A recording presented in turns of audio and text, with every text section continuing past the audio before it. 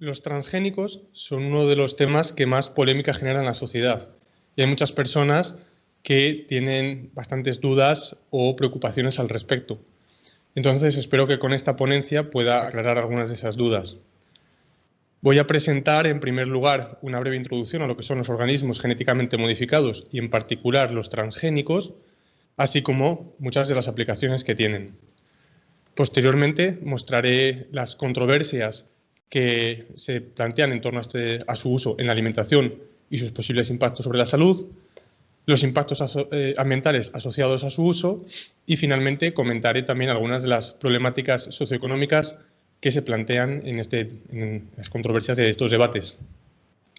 Lo primero, hay que señalar que los organismos genéticamente modificados ese concepto es muy general y realmente lo podríamos aplicar a todas las especies que llevamos domesticando desde hace miles de años. Pero para utilizarlo, digamos, que tenga una cierta utilidad el término, se acota a aquellos organismos que hemos modificado mediante modernas técnicas de ingeniería genética, como la mutagénesis inducida, la más moderna que es el CRISPR-Cas9 o la transgénesis. Entonces, no todos los organismos genéticamente modificados son transgénicos, hay otros, y en particular los transgénicos son los que se generan con ese proceso de la transgénesis, que consiste en coger un gen de una especie e insertárselo en otra. Entonces eso nos da el conjunto de los organismos transgénicos, pero como veis no lo represento como un conjunto completamente comprendido dentro de los organismos genéticamente modificados por el ser humano.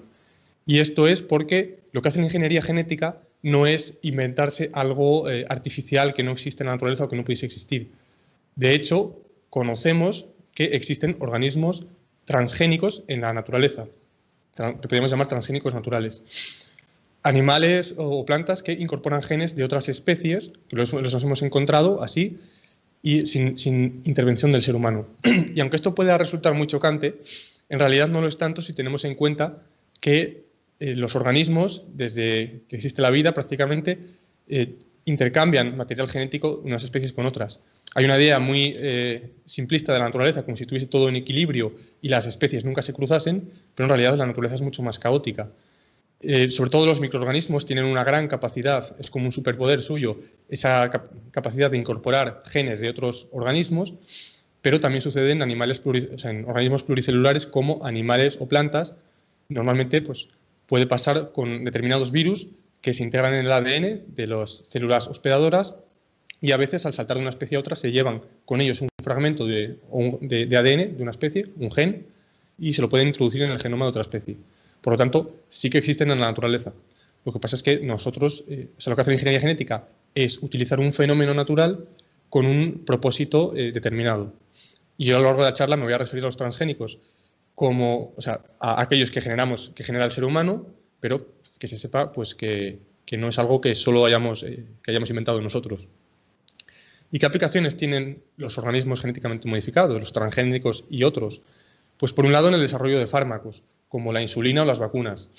Por ejemplo, la insulina, antiguamente lo que se hacía era sacrificar vacas y cerdos para coger su insulina, que es una molécula que se parece a la humana, pero no es exactamente igual. Entonces era un proceso caro, que se producía una poca cantidad, no había para todos los diabéticos, y además generaba rechazos, porque el organismo a veces detectaba que no era la insulina humana. Entonces, el gen de la insulina humana se insertó en bacterias y ahora se puede producir en gran cantidad, es mucho más barato, mucho más asequible y es mucho más seguro, porque no genera rechazos. Con las vacunas igual, se puede producir con transgénicos el antígeno, que es la molécula que nuestro sistema inmune utiliza para detectar un patógeno. Entonces se produce en gran cantidad el antígeno y nos inyectan eso con la vacuna, generando la inmunidad sin el peligro de que nos inyecten un patógeno debilitado que a lo mejor en ocasiones genera la enfermedad. Pues hay muchos fármacos que se desarrollan así. También se modifican animales. Por ejemplo, los mosquitos para combatir su papel como vectores de transmisión de enfermedades, o salmones que se han modificado para que crezcan más y aumentar así la producción de comida en las piscifactorías en las que se crían.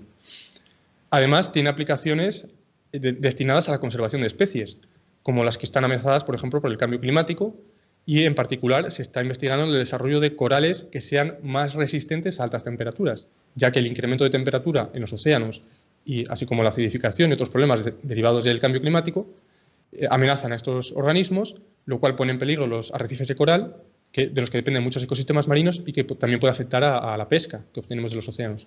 Entonces, en ese sentido, se puede aplicar la modificación genética con fines de combatir los efectos del cambio climático y reducir pues, el deterioro de algunos ecosistemas. Pero son más conocidas las aplicaciones en la modificación de plantas, aunque se conocen menos de todas las que se pueden aplicar. Bueno, en general, hablo del conocimiento que en general tiene el público. Por un lado, hay plantas que se pueden desarrollar con una mayor resistencia a sequía. Esto puede aplicarse a la agricultura para tener cultivos que consuman menos agua, o también, por ejemplo, hipotéticamente podríamos aplicarlo a comunidades vegetales amenazadas por el cambio climático, por el incremento de la aridez en algunos sitios, de manera que pudiesen resistir mejor esos cambios, con lo cual se paliaría un poco lo que es el deterioro de algunos ecosistemas. Además, se pueden modificar algunas plantas para enriquecerlas nutricionalmente, de manera que incorporen, produzcan algunos compuestos que naturalmente no tienen, o bueno, naturalmente, las variedades que cultivamos, que no son naturales, están también modificadas a lo largo del tiempo, pero algunas que hasta ahora no tenían, pues se las introducimos y eso hace que gane un valor nutricional para el consumidor. Posteriormente hablaré del caso del arroz dorado, como un ejemplo de este tipo de transgénicos.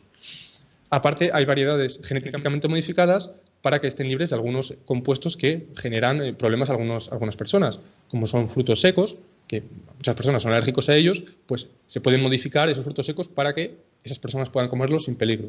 También se pueden desarrollar, por ejemplo, cereales sin gluten para los celíacos. Pues hay muchas opciones en este sentido. Pero los que son más conocidos son de las primeras plantas que se desarrollaron, fueron, por un lado, las que son resistentes a plagas, como por ejemplo el maíz BT o el algodón BT, que BT hace referencia a esa variedad transgénica en la que se le inserta un gen que proviene de una bacteria, que es Bacillus thuringiensis, un gen que sintetiza un insecticida natural que producen estas bacterias y que se le incorpora a esas plantas para que de esa manera tengan una resistencia contra plagas. Hay muchas plantas que de por sí la evolución les ha dado determinados mecanismos para defenderse, por ejemplo la cafeína o algunas de las cosas que comemos que a nosotros no nos afectan, como las que generan esa sensación de picante, por ejemplo. Hay muchos compuestos que son tóxicos para insectos que atacan a las plantas, que a nosotros no nos afectan, o sea, no nos perjudican de la misma manera, nos los podemos comer, incluso nos gustan. Y pues hay plantas que cultivamos que no tienen esas defensas o hay plagas que las atacan sin que la planta se defienda, y podemos incorporarle esas resistencias de manera que la propia planta tenga su propio insecticida y así no haya que estar aplicándolo externamente, afectando a todos los demás insectos, aparte de los que atacan al cultivo.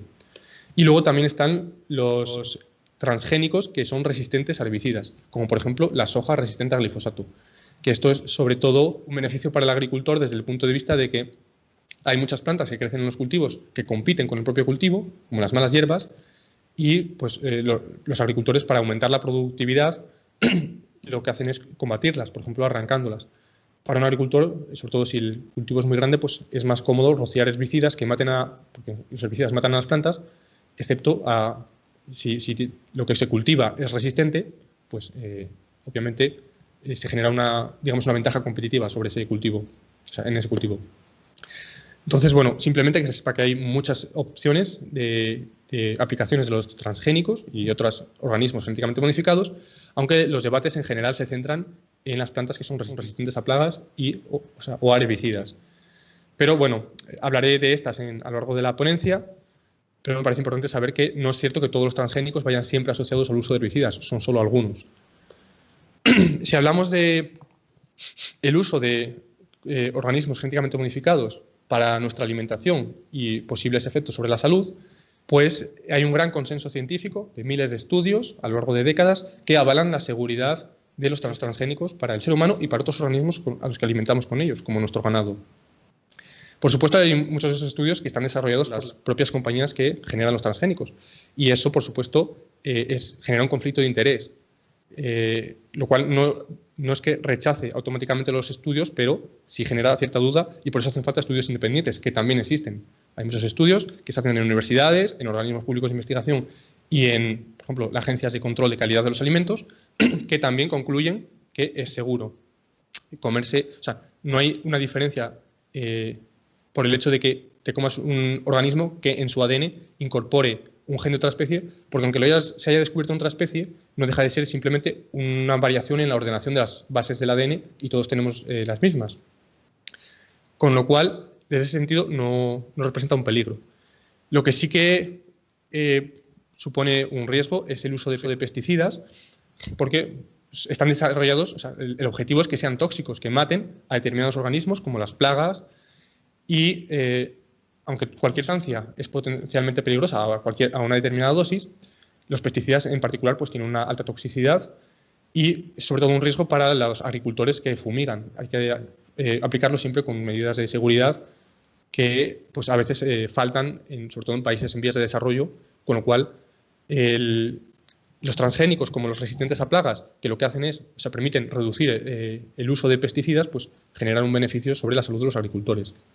Pero si hablamos de potenciales riesgos de comerse transgénicos, la principal referencia que se suele utilizar por parte de quienes argumentan que se haya demostrado un riesgo que pudieran generar, por ejemplo, cáncer, suelen referirse a estudios publicados por el francés Seralini, en los cuales atribuye a los alimentos transgénicos un aumento de tumores en ratas.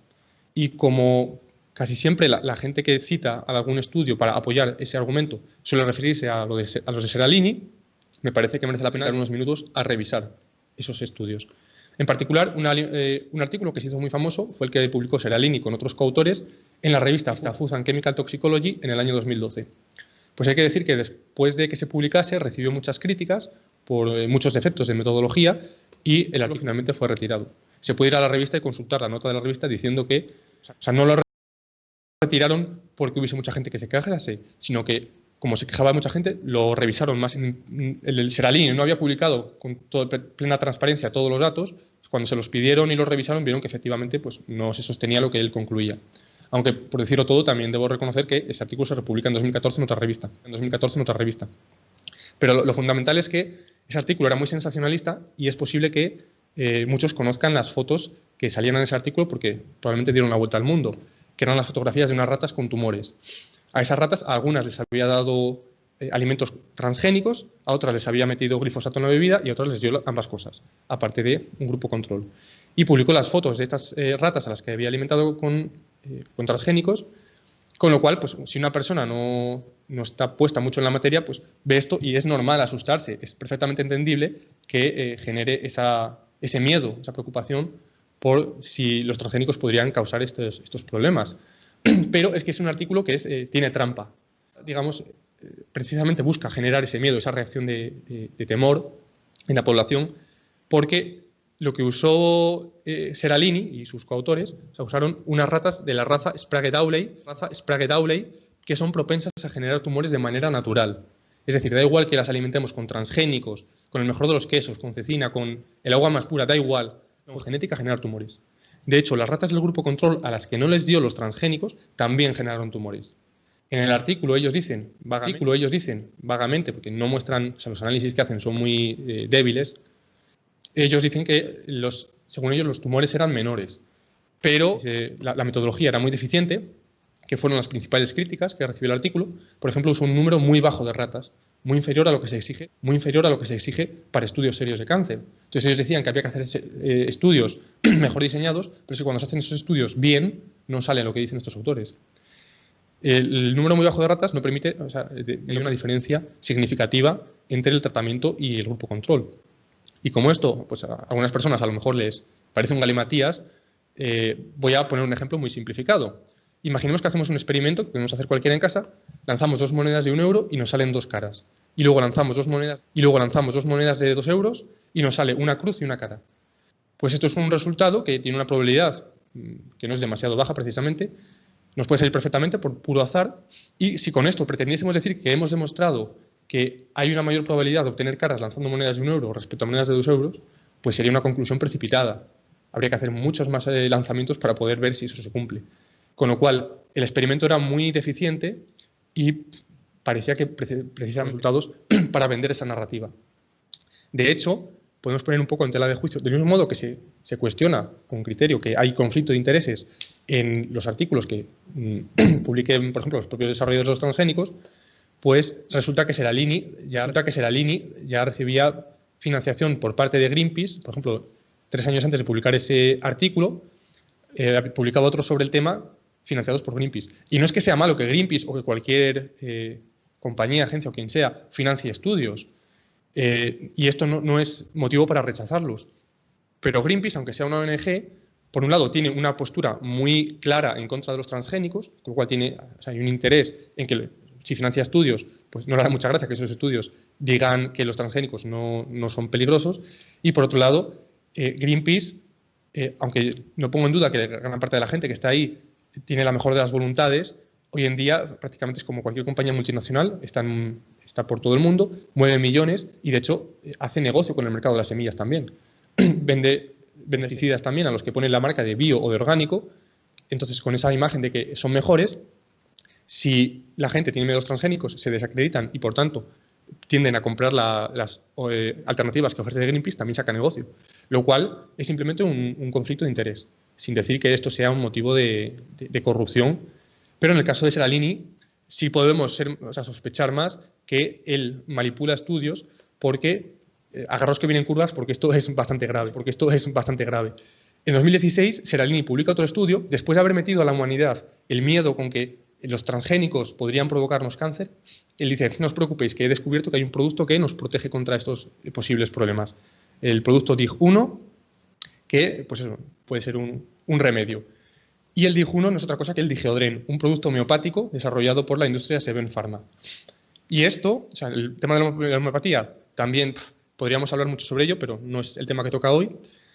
Pero entonces diré simplemente, con brevedad, que la homeopatía está más que demostrado que es un timo, no funciona. Es un remedio pseudocientífico. Y si realmente hubiese demostrado algo en este sentido, estaría refutando principios fundamentales de la física y de la química. Y él podría publicar en una revista de altísimo impacto y casi hasta ganar un premio Nobel. Pero en su lugar lo publica en una revistucha de pseudociencia y es un artículo plagado de defectos metodológicos, igual que los otros que ha publicado. Y además aunque los autores declaran que no tienen conflicto de intereses, este artículo ha sido financiado por Seven Pharma, la misma industria que desarrolla el DIG-1 y que se verá beneficiada si la gente, con ese miedo que previamente se le tenía metido sobre los transgénicos, compra este producto para tratar de protegerse. Con lo cual es un artículo financiado que se va a ver beneficiada por los resultados a los que apunta este artículo. Entonces, todo apunta a que Seralini se dedica a sacar artículos que vendan la narrativa que convenga según quien le financie. Con lo cual, sí que se pone muy en tela de juicio los resultados que ofrecen los estudios de Seralini, que son más pseudociencia que verdadera ciencia. Entonces, cuando oigáis que se ha demostrado que los transgénicos pueden provocar tumores en ratas, que pueden provocar cáncer o cosas así, que sepáis que viene de estudios fraudulentos. Y es curioso que, por ejemplo, organizaciones como Greenpeace o organizaciones ecologistas, que en temas como el cambio climático apoyan la evidencia científica y critican a los negacionistas del cambio climático que se aferran a estudios fraudulentos que lo niegan, en el caso de los transgénicos hacen lo mismo que los negacionistas del cambio climático. Se aferran a estudios fraudulentos, a unos pocos, que están más que refutados, como si fuesen una verdad oculta frente a una conspiración global en la ciencia, como si todos los demás científicos fuesen corruptos, y eso pues es un discurso negacionista de la evidencia científica. Entonces vamos a pasar, sobre todo hay que saber que cuando los alimentos llegan al mercado han superado muchísimos controles. Por ejemplo, los transgénicos superan controles mucho más estrictos que cualquier otro alimento. De hecho, si muchos de los alimentos que tenemos en el mercado, los que no son transgénicos ni están modificados genéticamente, superan otros controles que también son razonables, pero no son tan estrictos, hasta el punto de que si los sometiésemos a los mismos controles que tienen que superar los transgénicos, muchos no estarían en el mercado. Por ejemplo, pensemos en los cacahuetes, otros frutos secos. A un transgénico, no se permite su comercialización si se detecta que puede tener moléculas que generen reacciones alérgicas. Cuando a lo mejor no lo pueden comer personas que tengan esas alergias, igual que pasa con el resto de productos. Pero no se permite a un transgénico comercializarse en esas condiciones. Pero otros productos sí que están en el mercado. Y se espera que las personas que tengan intolerancias pues los eviten. Y sería otro tema si están bien o mal indicados. Entonces, comer un transgénico es tan seguro como cualquier otro comer cualquier otro producto, o incluso más, no porque sean mejores, sino por el mero hecho de que superan más controles. Si fuesen los mismos, pues la seguridad en principio. Y en este debate se pone muchísimo el foco en los transgénicos, aunque no haya ninguna evidencia de que hayan generado un problema grave, cuando, por ejemplo, hay una doble vara de medir. Si miramos los productos ecológicos que tienen una fama como de ser más saludables, más seguros, en realidad ha habido crisis e intoxicaciones alimentarias con productos ecológicos. Por ejemplo, la famosa crisis de los pepinos de 2011, si no me equivoco, que se atribuyó erróneamente a unos pepinos de origen español, de una intoxicación que hubo en Alemania. Posteriormente se demostró, las 4.000 personas que se infectaron aproximadamente, que se intoxicaron, de las cuales murieron unas 51 personas, fue por consumir productos que provenían de un cultivo ecológico en Alemania. Y esto no significa que los cultivos ecológicos sean peligrosos, significa que la vida no está exenta de riesgos, no existe nunca el riesgo cero. Entonces, en cualquier tipo de alimento, aunque se hacen controles, pues siempre puede pasarse algún alimento que esté contaminado. Entonces, ¿qué pasaría si eso hubiese pasado con alimentos transgénicos? Pues lo tendríamos gente utilizándolo como si fuese un argumento para demostrar que todos los transgénicos son malos. En cambio, sucede con productos ecológicos y eso pues ahí queda. Y sería injusto acusar a todos los productos ecológicos de ser peligrosos solo porque haya habido pues, un incidente con ellos. Pero del mismo modo es injusto acusar a los transgénicos de lo mismo y encima sin esas evidencias en que haya habido esos problemas. Con lo cual, este debate hay muchísima desinformación y que no se ajusta a la realidad. Pero, dejando de un lado el tema de la alimentación, que hay una amplísima evidencia de que no son peligrosos, vamos a pasar al tema de los impactos ambientales, en los que sí que hay cuestiones de más calado científico para debatir. Pero siempre es muy importante separar los diferentes temas, no se puede meter a todos los transgénicos en el mismo saco porque no son iguales, aunque se haya modificado genéticamente, pues tienen muchísimas diferencias. Y hay que identificar en cada situación cuáles son las causas de un problema que se detecte. Por ejemplo, si hablamos de transgénicos enriquecidos nutricionalmente, no tiene nada que ver con los tolerantes a herbicidas. Para aprovechar la ventaja para la que se ha ido desarrollado, sí que tienes que aplicar el herbicida. Pero en un transgénico, por ejemplo, uno enriquecido nutricionalmente, no es necesario, no va ligado intrínsecamente a determinados cultivos de una manera, cultivos convencionales o con el uso de pesticidas, sino que se podría cultivar de cualquier manera, porque la única diferencia es cuando te lo comes, que tiene un mayor valor nutricional. Y lo puedes cultivar en un cultivo convencional, en una gran extensión en un cultivo, en una huerta, en tu huerta, en un cultivo ecológico, en principio se podría, o en una maceta. La planta va a crecer igual y va a tener esas propiedades que se le han metido. Aunque en los cultivos ecológicos está prohibido por ley, al menos en la Unión Europea, que se cultiven organismos genéticamente modificados. Pero es una cuestión legal, no tiene una base científica. Si se quitase ese veto, pues se podrían perfectamente en la agricultura ecológica aprovechar esas ventajas de esos transgénicos. Y cuando se demuestra que hay algo que tiene impactos ambientales, es muy simplista decir que como tiene impactos ambientales, automáticamente es malo y hay que prohibirlo. Porque es como asumir que hay otras cosas que no tienen impactos ambientales. Y eso no es cierto. La agricultura, toda ella, es una actividad de grandísimo impacto ambiental. No hay una agricultura que viva en perfecta armonía con la naturaleza. La agricultura per se es modificar lo que encontraríamos en la naturaleza para obtener un mayor beneficio para nosotros.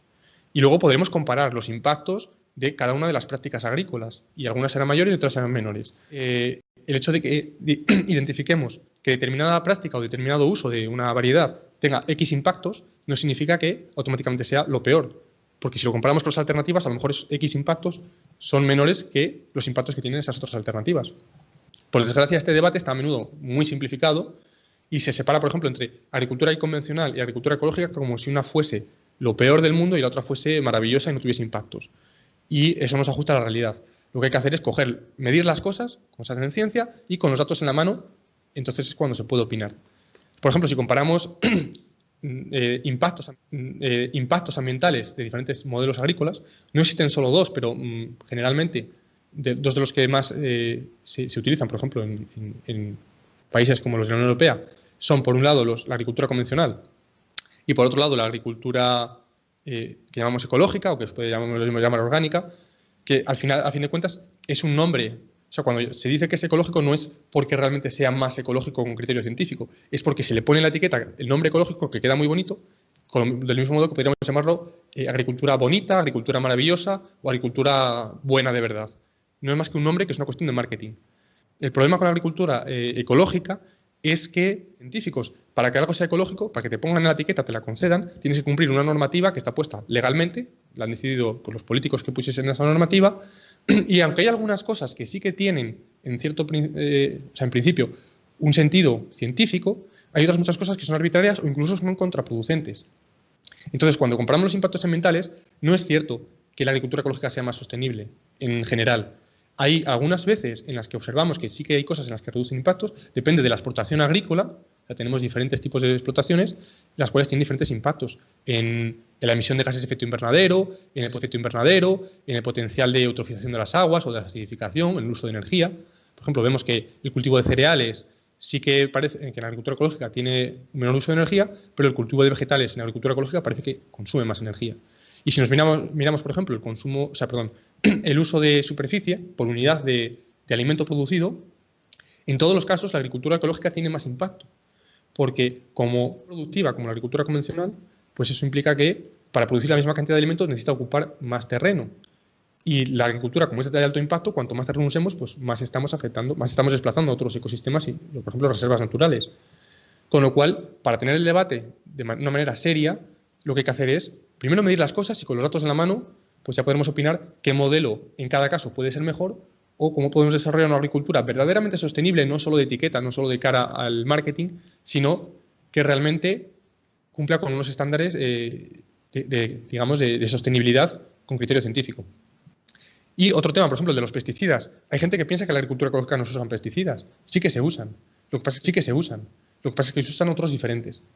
Y en esto, lo que dice la legislación sobre, por ejemplo, el etiquetado de agricultura ecológica es que no puede usar pesticidas sintéticos, pero se permiten usos de pesticidas que se hayan usado tradicionalmente, que se asume que son mejores por ser más antiguos o se piensa que son más naturales. O sea, que es todo una cuestión de prejuicios. Cuando para saber si algo es mejor o no, no basta con que nos suene más bonito, hay que medirlo. Y con los datos, que es como funciona la ciencia, pues podremos opinar. Entonces, hay veces en las que puede que sí que sea mejor, otras veces será peor. Y os pongo aquí un ejemplo. Un pesticida, o sea, pesticidas que se usan para combatir los hongos, que infestan los cultivos y aumentan al infestar a las plantas, generan unas toxinas que se pueden acumular en ellas y son un potencial peligro para el consumidor. Esas toxinas, las que generan esos hongos, como las micotoxinas. Entonces, es muy importante desde el punto de vista tanto para el agricultor, porque le arruina cosechas, como para el consumidor, por el peligro que tienen estos hongos, combatirlos. Y para combatirlos se usan pesticidas.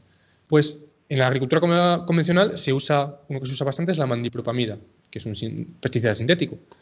Mientras que en la agricultura ecológica se usa sulfato de cobre. Pues esto ya tiene una problemática, por ejemplo, para los agricultores, porque si se ven expuestos a esos pesticidas, el sulfato de cobre es mutagénico, puede dañar el ADN, mientras que la mandipropamida no. Y además, el sulfato de cobre es bastante más tóxico. O sea, si miramos la dosis letal, que es la dosis que tendríamos que consumir por unidad de masa para tener un elevado riesgo de que nos mate, pues esa cantidad que nos pondría en peligro sería mayor que la mandipropamida, lo cual significa que a una dosis mucho menor de sulfato de cobre nos puede matar. Y también esa idea de que en la agricultura convencional se usan más pesticidas, a ver, en muchos casos es verdad que se abusa y a veces pues convendría reducir ese uso, pero no siempre. De hecho, en el caso, a ver, esto es una cuestión legal, cuánto se aplique, depende de los controles y las regulaciones, pero en este caso en particular, el máximo autorizado para la mandipropamida es de solo 150 gramos por hectárea, mientras que en la agricultura ecológica se permite hasta 6.000 gramos de sulfato de cobre por hectárea. Es decir, aun siendo más tóxico y más peligroso el sulfato de cobre, se puede aplicar en mayor cantidad.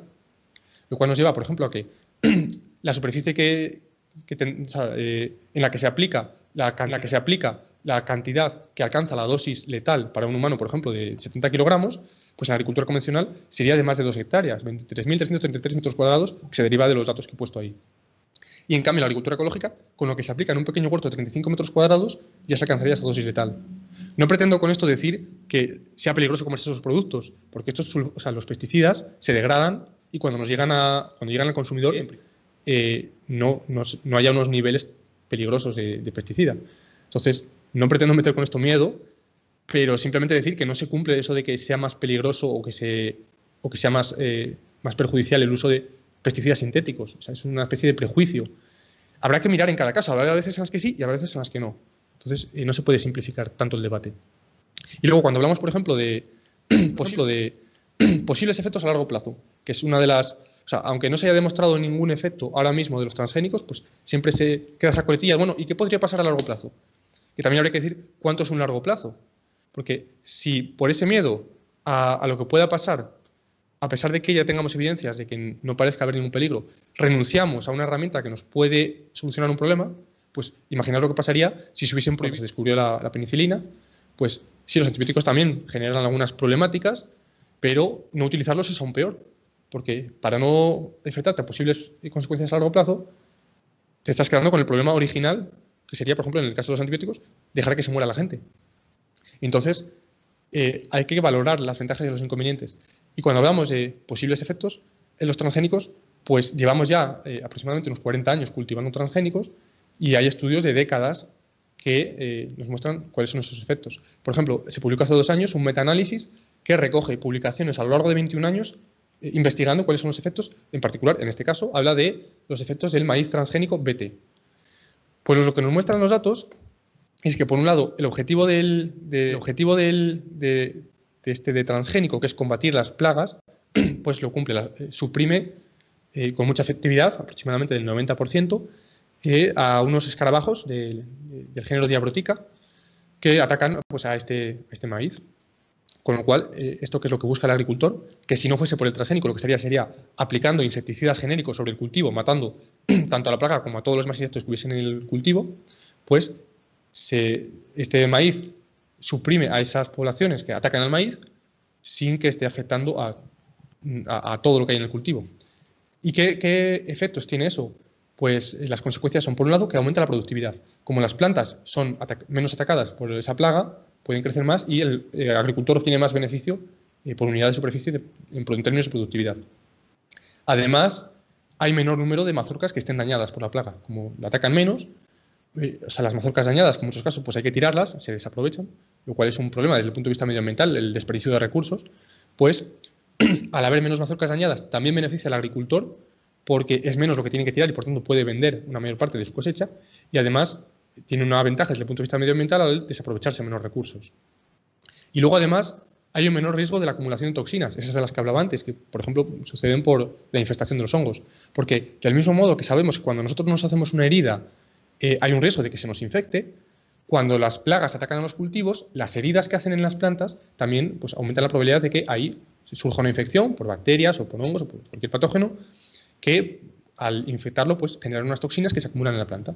Y esa es una de las cosas que los controles de calidad de los alimentos pues miden para ver si en algún momento se detectan alimentos contaminados, pues retirarlos. Pero es un riesgo porque a veces se puede colar alguno. De que se consiga suprimir a una plaga con tanta efectividad, reduce esas infestaciones de los cultivos y reduce la acumulación de toxinas en ellos, lo cual también redunda en un mayor beneficio para el consumidor porque se reduce ese potencial riesgo. Entonces, todo esto se pueden considerar beneficios, o sea, resultados beneficiosos, tanto para el agricultor como para el consumidor, como desde el punto de vista medioambiental, por desperdiciar menos parte de la cosecha, derivados del uso de ese transgénico. Ahora, sí que es cierto que hay algunos daños colaterales que no es lo que se busca al aplicarlo. Por ejemplo, se ha encontrado que afecta negativamente a poblaciones de Braconidae, que son unas avispas, porque el maíz transgénico pues, resulta tóxico para... O sea, el insecticida que desarrollan es tóxico para los insectos, no afecta a los mamíferos, pero los insectos que se comen la planta pues sí que los mata. Y esto afecta pues, a los Diabrotica, a esos escarabajos, también afecta a algunos lepidópteros, a algunas larvas de mariposas que se comen las plantas y pues también las mata. Que de todas formas, si no se aplica el transgénico, se estarían echando insecticidas que morirían igual, se las estaría matando a todo lo que hay en el cultivo. Entonces, en este metaanálisis, que lo podéis consultar, pongo ahí la referencia, miraban los efectos sobre Diabrotica, que era el objetivo al que se pretendía matar, pero también miden otras 13 familias de organismos, de las cuales solo en el caso de Braconidae se observan efectos negativos. De hecho, incluso observan un ligero efecto positivo sobre los Cicadeidae, que son otros insectos. Entonces, aunque haya algunos daños colaterales que no son los buscados, si lo comparamos con las alternativas, o sea, se estarían afectando a muchas otras poblaciones en los cultivos. Con lo cual, a pesar de daños no deseados, la conclusión es que los beneficios se inclinan hacia lo positivo del uso de ese transgénico. Eso es lo que nos muestra la evidencia tras décadas de estudios. Luego otro tema es el de la contaminación genética, que suena bastante negativo, de hecho tiene una connotación bastante peyorativa al hablar de contaminación, cuando de lo que se trata realmente es de que las diferentes variedades de una especie se cruzan entre sí, se reproducen porque es lo natural, son de la misma especie y por tanto se reproducen. Se podría decir, en un sentido metafórico, conciencia a las plantas es, pues puesto me voy a permitir esa licencia, decir que las plantas transgénicas no saben que son transgénicas. Son una planta más que está ahí en medio de creciendo y liberan su polen, igual que el resto de las plantas, y del mismo modo que el polen de las plantas transgénicas puede fertilizar a cosechas que no sean transgénicas, lo mismo pasa al revés. El polen de variedades no transgénicas puede cruzarse con la variedad transgénica.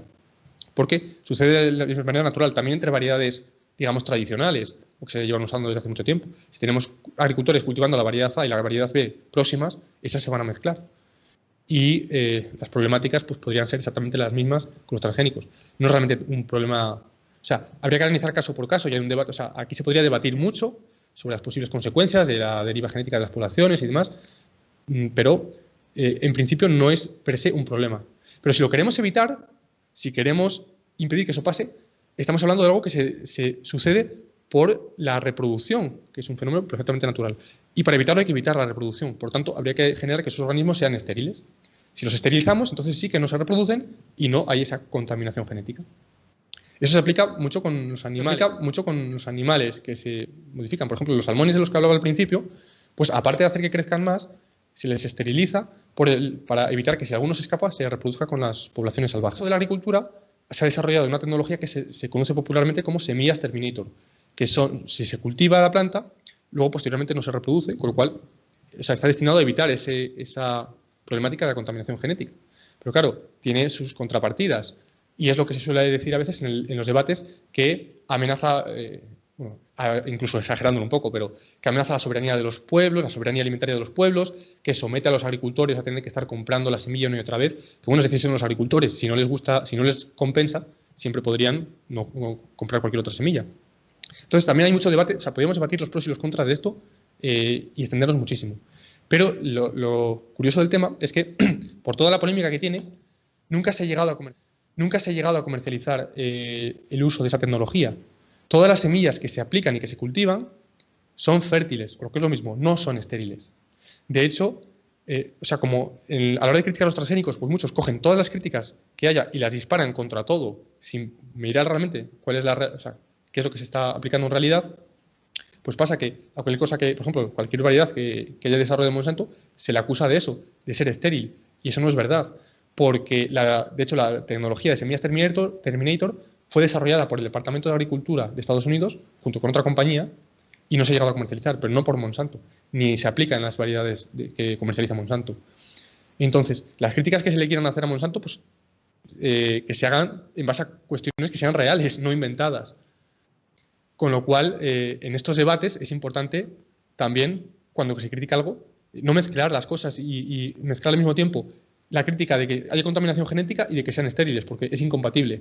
Si hay contaminación genética es porque son fértiles y porque se reproducen, con lo cual es lo uno o lo otro. Y son tecnologías en las que podríamos debatir mucho cuáles son las ventajas y inconvenientes de cada una y si hay momentos en los que compensa utilizar una cosa u otra. Pero actualmente lo que llevamos utilizando siempre en la agricultura, desde que se aplican transgénicos, son transgénicos fértiles. Entonces, las medidas que utilizan para tratar de evitar esa contaminación genética pues son distancias de seguridad entre los cultivos, cultivar en diferentes momentos para que haya una diferencia en las épocas de floración. Entonces, el riesgo nunca es al 0%, pero se trata de evitar eso, que es sobre todo por una cuestión de miedo, no porque haya criterios científicos para decir que, por ejemplo, vaya a ser un perjudicial para el consumidor. Pero bueno, es un debate muy amplio en el que pues, no tengo tiempo ahora para abordarlo, se puede abordar en otra ocasión. Otro tema que sí que es más serio es el del desarrollo de resistencias. Cuando aplicamos cualquier medida para combatir una plaga que ataca un cultivo, o del mismo modo cuando aplicamos antibióticos para combatir a patógenos que nos enferman y nos matan, pues por el mero hecho de que esos otros organismos están compitiendo con nosotros por comerse nuestros cultivos, por obtener beneficio de infectarnos, los combatimos. Cualquier medida que empleemos, ellos van a evolucionar para resistirla.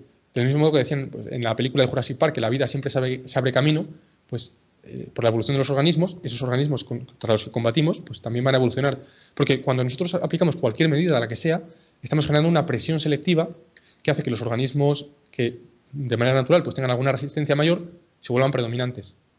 Entonces, es una consecuencia derivada de cualquier medida que nosotros empleemos para tratar de resolver los problemas que nos causan esos organismos. Entonces, por el hecho de que exista este problema no significa que haya que renunciar a esas medidas. ¿Qué pasaría si prohibiésemos los antibióticos? Si no se hubiesen usado nunca. Pues vale, no tendríamos el problema de bacterias resistentes a antibióticos, tendríamos el problema de que llevaríamos mucho tiempo dejando a la gente morirse de enfermedades en vez de salvarla con esos remedios que tenemos. Entonces, cuando hay una de estas problemáticas como el desarrollo de resistencias, lo que hay que hacer es seguir investigando y buscar formas de atajar ese problema, pero no contentarnos con quedarnos con el problema que tenemos sin hacer nada. Porque esto no es algo relacionado solo con los transgénicos, es con todo lo que hacemos seres humanos. Siempre vamos a enfrentarnos a problemas con otras especies y van a desarrollar resistencias contra cualquier medida que tomemos. ¿Y qué se puede hacer para tratar de paliar este problema? Pues posibles soluciones son la alternancia de medidas para combatirlos, porque si usamos solo una todo el tiempo, va a haber una presión selectiva muy fuerte sobre esa medida que haga que pues, aumente la probabilidad de que surjan organismos resistentes a cambiar de medida.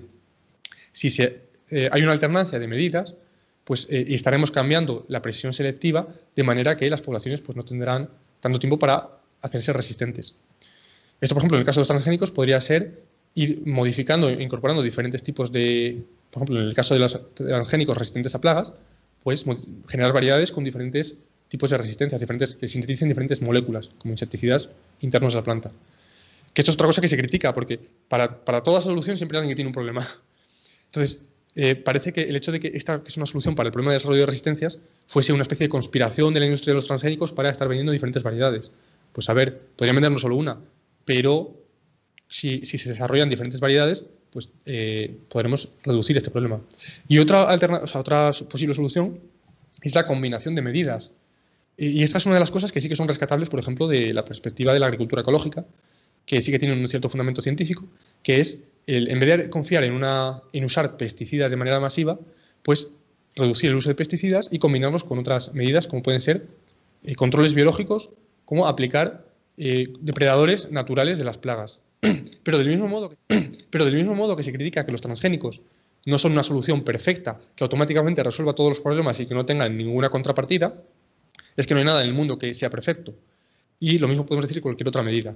Por ejemplo, aplicar depredadores naturales, como las larvas de Chrysopa, de la familia Chrysopidae, que son depredadores naturales de áfidos y de otras plagas, pues esto se comercializa, pero tiene inconvenientes por los problemas asociados, como que son caras de criar, son caníbales, por lo tanto se matan entre sí, y además requieren mucho alimento y cuando se liberan, pues a veces no duran mucho. Entonces, no vale una única medida que sea perfecta, por muy natural, muy ecológica que la percibamos, o sea, no va a resolver todos los problemas. Necesitamos en la agricultura, por un lado, defender el legítimo derecho de los agricultores a proteger sus cosechas y obtener un beneficio de ellas. Por otro lado, garantizar una considerable seguridad de los alimentos cuando llegan al consumidor. Combatir, por ejemplo, los hongos para que no generen esas toxinas que contaminan los alimentos. Y además, pues también es deseable reducir los impactos ambientales.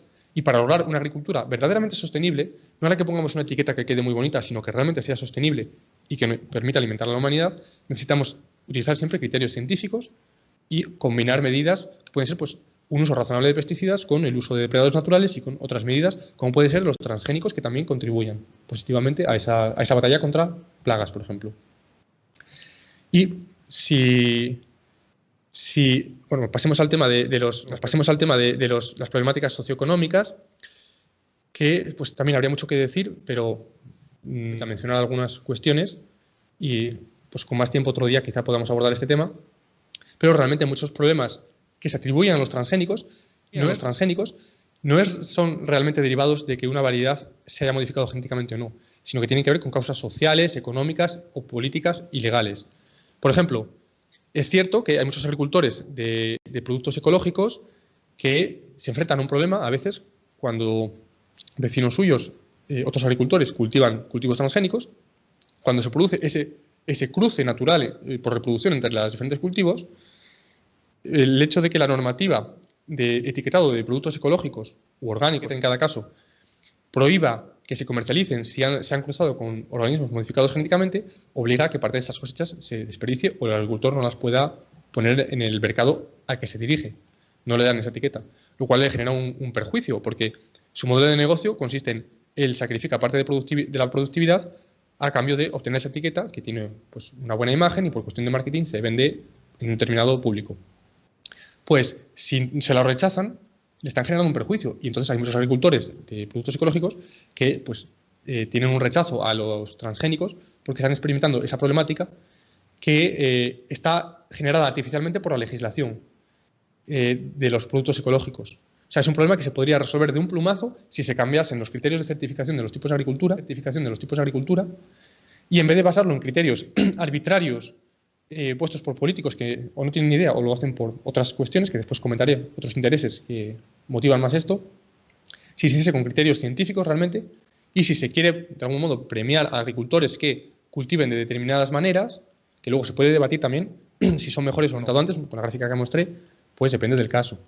Pero si ellos quieren llevar a cabo ese modelo de negocio y es perfectamente legítimo, y lo quieren vender y los consumidores pueden elegir consumirlo, lo suyo sería que si los agricultores cumplen con su parte, que es llevar a cabo las técnicas que se les piden, se les permita ese etiquetado y no se les perjudique por el hecho de que se produzca un cruzamiento con una variedad de la que no hay evidencias de que genere ningún tipo de problema ni peligro para la salud. Entonces, es algo que realmente es un problema inducido por la legislación y que se malinterpreta como un problema por los transgénicos, que no es realmente lo que sucede. Y hablando de etiquetados y de transgénicos, pues también salta la polémica sobre el etiquetado de los transgénicos. Hay gente que dice, si los transgénicos no son malos, entonces ¿por qué no se etiqueta? Y esto lo que evidencia realmente, sobre todo la cuestión de etiquetado es una cuestión legal, depende de cada país y de lo que se exija que se etiquete. Por supuesto es deseable que el consumidor tenga la información de lo que está comiendo, pero sobre todo de las cuestiones que realmente pueden afectar a su salud.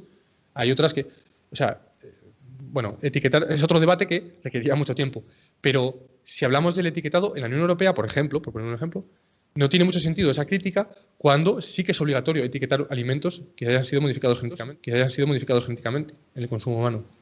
En Estados Unidos tienen ese debate porque pues, tienen productos que no están... Bueno, es una cuestión de allí. Pero como en el debate sobre los transgénicos pues hay muchas... acogen todas las críticas de cualquier parte y las sueltan a lo loco, pues mezclan el debate y generan desinformación. Cuando alguien en la Unión Europea plantea que nos están engañando, nos están metiendo transgénicos en la comida y no nos lo etiquetan, eso es mentira. Pero sí que tenemos transgénicos en muchos otros sectores. Por ejemplo, los productos que consumimos que tienen algodón, como los bastoncillos, la ropa o los billetes de euro, que están hechos con papel de algodón transgénico, pues ya incorporan productos transgénicos. Los llevamos en la cartera, estamos rodeados de ellos. Y hay gente, o sea, hay activistas que aceptan que, bueno, a lo mejor eso no es problemático porque no nos lo comemos, pero al comérnoslo sí, por temas como los artículos de Seralini, que ya he dicho pues, que son fraudulentos. Pero si es problemático comerse un transgénico, que no hay evidencia de que lo sea, pero si alguien teme que lo sea, entonces ¿no sería también problemático inyectarse la insulina transgénica, como lo hacen los diabéticos? Y no lo es. Se ha demostrado todo lo contrario, que es muy beneficioso. Pues también hay muchos productos, por ejemplo, en productos de limpieza como los detergentes enzimáticos, esas enzimas se desarrollan con organismos transgénicos y las aplicamos porque ayudan a pues, limpiar la ropa mejor, a eliminar las manchas. Y también en la industria farmacológica, como mencionaba al principio, el caso de la insulina, que es paradigmático, o el de las vacunas. Hay muchos campos en los que los transgénicos se llevan ya mucho tiempo aplicando, también en la Unión Europea, y que nos han repercutido en muchos beneficios para el consumidor, para los agricultores, etc.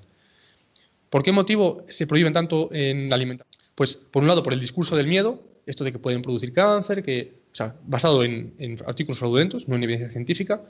Y, por otro lado, sucede que los cultivos transgénicos se desarrollaron de manera pionera en Estados Unidos, fueron de los primeros que empezaron con ello, y cuando la Unión Europea se dio cuenta de que estaban ganando, o sea, consiguiendo una ventaja competitiva esos cultivos americanos, pues se optó por, en vez de ponernos las pilas y desarrollar nosotros más la ingeniería genética aplicada a la agricultura, pues se optó por, basándose en ese discurso del miedo de que pueden ser peligrosos, principio de precaución, que no se aplica a ninguna... si aplicamos el mismo principio de precaución hasta tal punto irracional, que no es principio de precaución, es miedo, porque siempre hay que tener un principio de precaución, y por eso se hacen controles. Y cuando se comercializa una variedad es porque se ha demostrado que es fiable. Pues, basándose en ese miedo y en esos discursos, por motivos macroeconómicos, pues también se fomentó esa prohibición de los transgénicos en la agricultura para así, digamos, proteger la industria, o sea, la agricultura europea, que se está desfasando. Tenemos el problema de que se está quedando desfasada. Que sería como prohibir los libros cuando se inventa la imprenta para proteger a los copistas.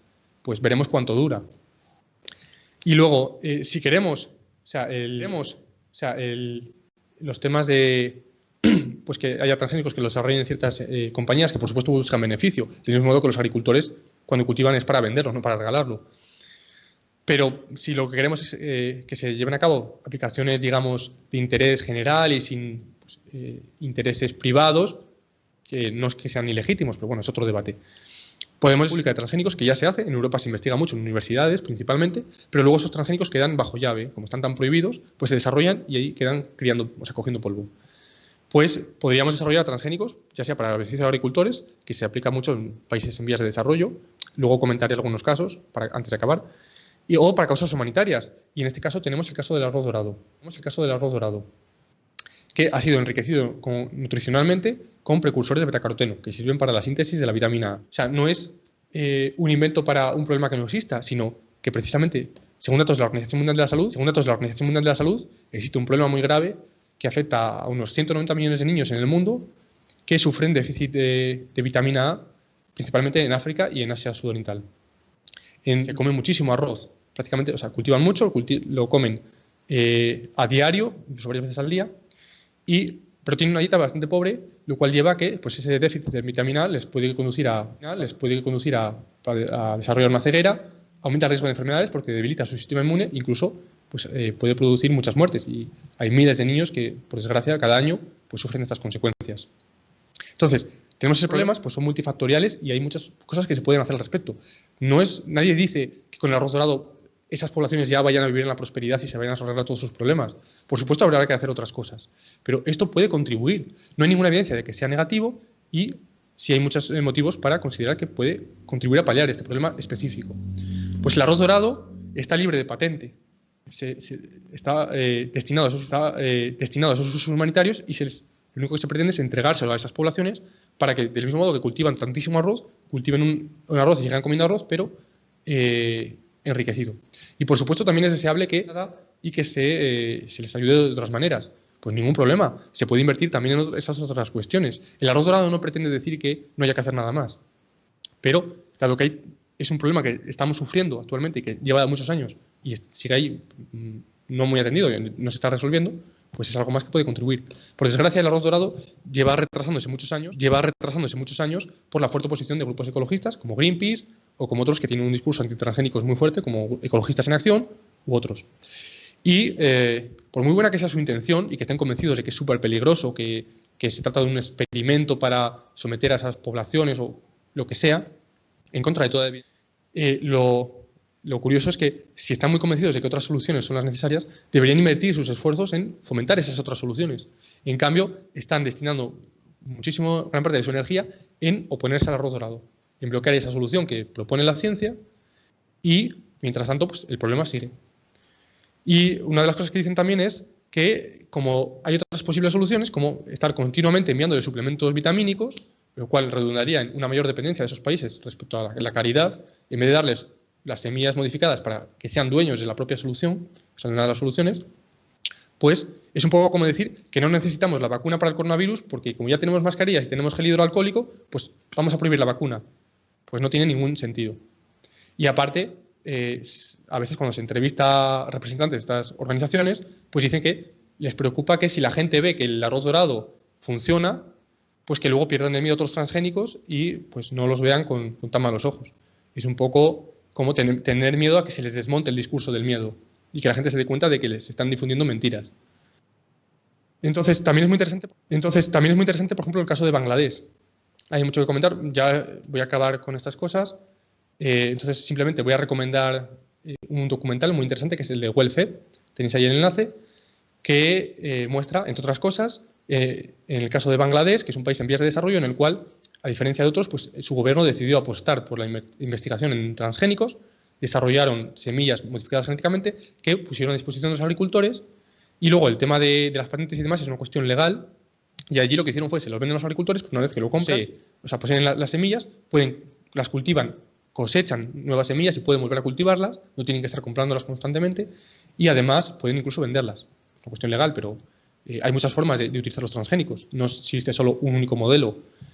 Y además, como en esos países no hay muchas medidas o sea, no se pueden permitir los agricultores muchas medidas de seguridad, por ejemplo, a la hora de usar pesticidas, pues transgénicos que permitan reducir el uso de pesticidas, como los resistentes a plagas, les benefician a esos agricultores, que no estamos hablando de grandes extensiones de monocultivos, sino de pequeños agricultores en el entorno rural que tienen sus pequeños huertas de subsistencia o que venden un poco en el mercado pues al reducir el uso de pesticidas está mejorando su salud, porque se ven muy afectados en esos países por las pocas medidas de seguridad que tienen al usar pesticidas.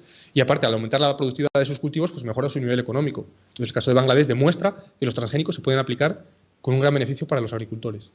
También tenemos el caso de la papaya, que en Hawái estuvo a punto de desaparecer. En los años 90, si no recuerdo mal, por una infestación vírica que estaba arrasando los cultivos, del mismo modo que ha sufrido la humanidad a lo largo de todo el tiempo, de toda la historia. Que hay algunos que parece que piensan que hasta que aparecieron los transgénicos, la agricultura era una actividad súper feliz, que los agricultores vivían en armonía con la naturaleza y no había problemas. Y la realidad es que en cualquier libro de historia podemos ver las grandes hambrunas que ha sufrido la humanidad cuando, pues, por cualquier plaga que arrasase cultivos, cualquier sequía, podía someter incluso a continentes enteros a años de hambruna y morían miles y miles de personas. Entonces, los agricultores antiguamente hacían lo que podían y hoy en día tenemos mejores conocimientos y podemos hacerlo mejor. Y no tiene sentido estar hoy en día aplicando la tecnología medieval, o sea, los conocimientos que tenían en la Edad Media, a problemáticas que pueden ser las mismas, pero tenemos conocimientos para resolverlo mejor. Y en Hawái se demostró, unos biotecnólogos desarrollaron una papaya transgénica que se llama papaya arcoiris, que es prácticamente igual a la papaya anterior, con la única diferencia de que le incorporan un gen que la hace inmune a ese virus. Es como meterle una vacuna, no es exactamente lo mismo, pero es muy parecido. Y gracias a eso se salvó a todos los agricultores de papaya de Hawái. Pues es un caso más que demuestra que los transgénicos sí que funcionan. Y tenemos casos similares en África. Hay agricultores también de entornos rurales que tienen agricultura de subsistencia, cuyas cosechas se están viendo amenazadas pues, por patógenos, hongos, bacterias, diferentes organismos que las están arrasando.